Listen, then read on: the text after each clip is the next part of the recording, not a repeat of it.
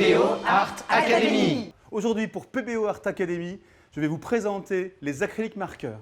Une gamme de 47 couleurs pour ces marqueurs, avec pour chacune 5 pointes différentes. On va voir l'usage tout à l'heure, avec des couleurs fluo et puis une série de couleurs précieuses avec des petites paillettes à l'intérieur. Et on regarde l'utilisation. Alors, première étape dans l'utilisation de ces marqueurs, l'amorce initiale. Quand vous l'ouvrez pour la première fois, le feutre, la pointe, n'est pas imbibée d'encre. D'ailleurs, j'ai oublié de le dire, c'est super important, les marqueurs sont remplis d'encre. Le tube est complètement plein et rempli d'encre. Donc, économiquement, il n'y a pas photo. D'ailleurs, avec un marqueur, on fait plus de 400 mètres linéaires, je crois. On peut écrire pendant 400 mètres, donc ça va, ça nous laisse de la marge. Donc, amorce du marqueur, très simple. Pas comme on peut imaginer, et comme moi j'aurais l'habitude de le faire, d'insister énormément et de pomper comme un Shadok. Là, c'est très très simple. Vous secouez une première fois et ensuite vous laissez. Et voilà, et rapidement donc on a la pointe efficace et remplie. Et puis déjà un effet wow parce que c'est hyper couvrant. Autre détail important, super bien pensé, il y a une pointe de rechange incluse dans le bouchon. D'abord, on ne la perd pas, et puis en plus, c'est hyper simple, regardez. Vous enlevez la pointe un peu émoussée, un peu voilà, surutilisée, et vous la remplacez par une pointe neuve. Vous la réamorcez comme on vient de le faire, c'est nickel. Petit détail, la pointe de rechange, moi, elle me sert énormément parce qu'elle empêche le marqueur de rouler sur la table. Et quand vous avez une batterie de marqueurs prêts pour le travail, c'est vachement bien que ce soit fixe. Donc maintenant, plusieurs pointes. La première, la plus fine, on commence par la 0,7. Donc je réamorce. Et elle, tracé fin, dessin, et encore une fois, vraiment à l'usage, parce que je suis un vrai utilisateur, je ne suis pas juste un testeur, je suis un artiste qui utilise les marqueurs acryliques.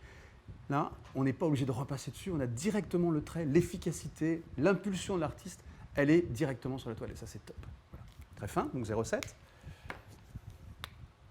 De la même manière sur le 1,2. Même usage. Hein.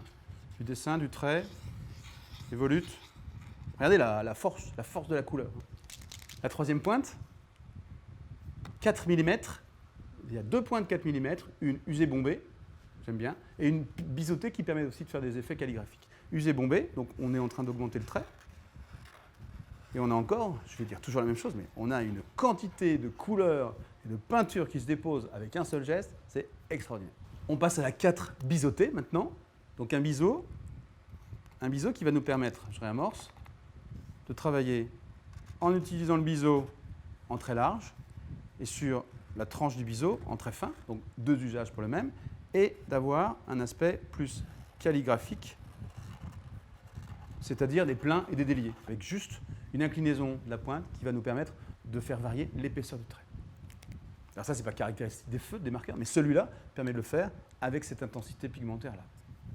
Et donc la dernière pointe, entre 5 et 15 mm, en fonction de l'usage, puisque la forme de cette pointe permet de faire des traits larges, moyennement larges, et fins, en utilisant soit la largeur totale de la pointe, soit le côté biseauté. Donc on a des traits toujours aussi extraordinairement couvrants et larges. Donc ça veut dire qu'on peut même remplir des aplats. Hein.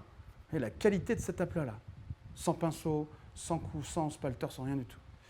En travaillant sur le biseau, des traits fins, toujours avec le même outil. Et la troisième arête de cette pointe pour avoir une troisième épaisseur.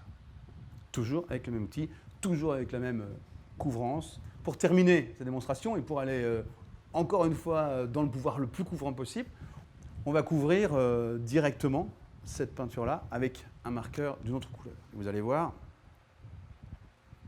en un seul trait. Bon, je souris parce qu'en fait, je m'en sers vraiment, réellement. Et puis, j'ai toujours cet effet waouh, c'est vraiment magique. C'est fort, c'est pigmenté, c'est couvrant, et puis il n'y a pas de limite, et on ne se pose pas de questions, et c'est top, quoi.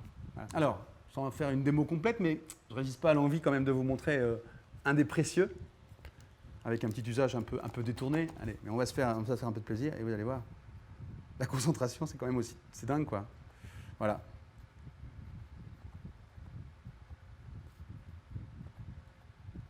Voilà, c'est rempli de pigments, rempli de paillettes, rempli de bonheur. Voilà. Un petit conseil utile quand même. Quand vous avez utilisé votre marqueur d'une fois sur l'autre, stockez-le tête en l'air.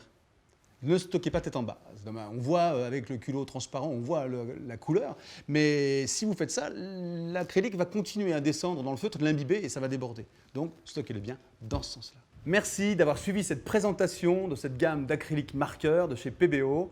On se retrouve très bientôt pour plein de tutos, plein de découvertes pour PBO Art Academy.